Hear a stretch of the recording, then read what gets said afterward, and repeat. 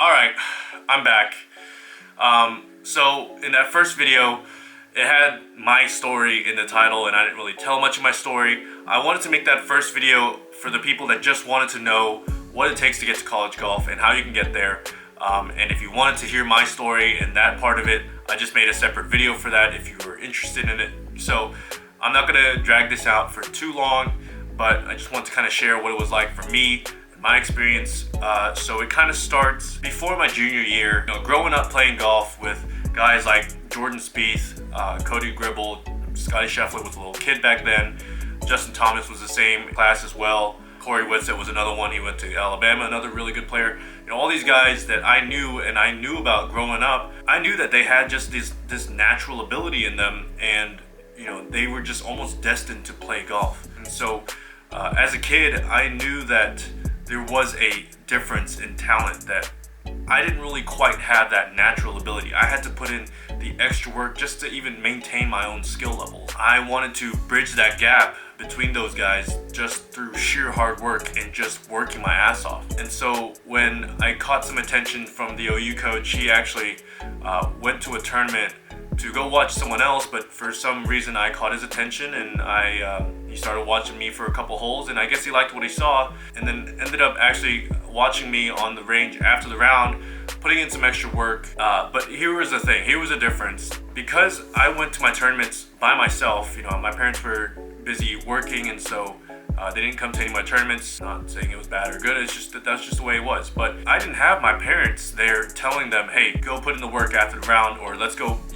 grind a little bit after the tournament round. No one was telling me to go on the range and stay there longer than everyone else was. No one was telling me to stay there until sunset. And the coach saw that. There's all these parents out there lined up behind their kids, telling them what to do and all that. But I didn't have that. I wanted to do it for myself. And so I think what the coach saw was that, this guy's self-motivated. I don't need to say anything for this guy to go out there and just work his ass off. It's just in him. He wants it. And I think that's huge, because what I've kind of noticed over the years is some of these kids that, grew up with their parents telling them, hey, go work, go get out there and practice. When you get to college, your parents aren't there anymore. And so that means you don't have that source, that person telling you, hey, go put in the work.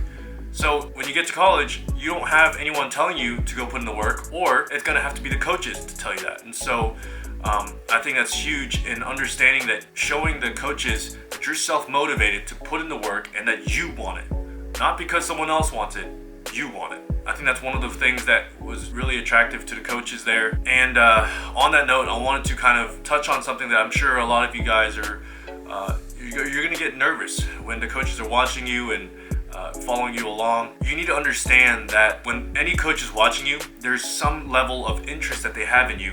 They drove a long distance, or they flew out there just to watch you. And so that's showing that they have at least some kind of interest in you. They're going out there to watch, to see if there are things that you can't see on a scorecard or on a resume. Things like your attitude, your mindset on the golf course, your course management skills on the golf course, playing the percentages correctly. These things you can't see inside of little numbers and boxes. He's going out there to watch you, to see how is your course management, how is your attitude, how is your mindset on the golf course. Are you playing the percentages on the course correctly? Sometimes you're going to have a bad day when the coaches are watching you, and you're most likely going to be nervous. But I want to give you a little bit of comfort that they're out there to watch you because they're interested.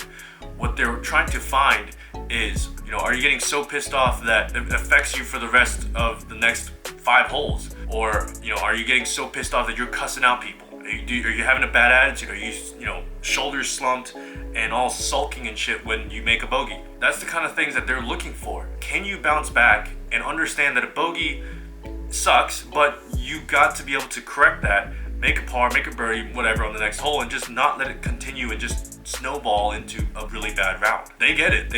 We've all played golf. Bad rounds happen a lot, and they're gonna learn a lot more from your bad rounds than a good round. So just understand they're out there because they're interested in you, and they're trying to see if you have bad attitude problems or course management problems, mindset problems. That's what they're out there to watch you for. And so if you want my help in playing better golf through better course management, playing the percentages correctly, your mindset, your attitude on the golf course, I'm here to help you out. There's more information about that down in the description, so go check that out if you want my help. And so moving along with the story, I ended up not going to OU my first year. I went to a small D2 school my freshman year in college down in Austin, Texas. Had a very mediocre first year. I kind of went there with the mindset of knowing that I'm going to transfer out, so I didn't go out of my way to try to make friends, and it was a pretty tough time. Nothing was going well. I was late to practice, I was late to workouts, coach was pissed off at me, and so one morning I had to run 15 laps around the track, and mind you, I hate running.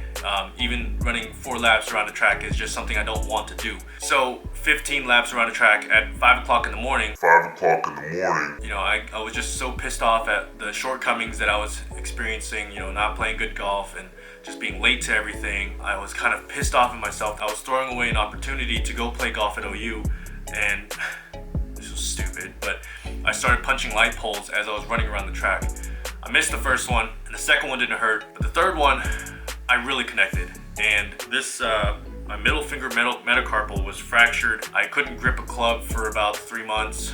I literally thought I had to give up the game just because, well, if I couldn't grip a club, how am I gonna, make that club go through dirt when it's going 95 miles per hour or whatever it is with my irons? I thought I had to give it up.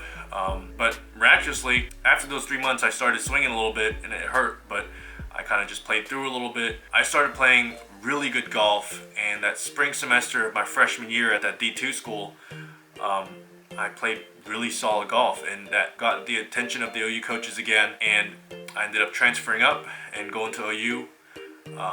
There's more to this story, but that's kind of my way of how I got to get recruited by Oklahoma and play college golf for OU. And so that's it for me. Again, if you want my help in playing better golf through better course management and help with your swing, I'm more than happy to help you out. Again, like I said, there's more information about that down in the description box, so go check that out. I'd love to help you out. I hope you enjoyed this video. If you have any questions at all, leave them down in the comment section below. I'm answering every single comment. And if you like this video, give this video a thumbs up. Make sure you hit subscribe and you hit that notification bell, because I'm making new videos every week, just like this one, and you don't want to miss it. I'll see you in the next video.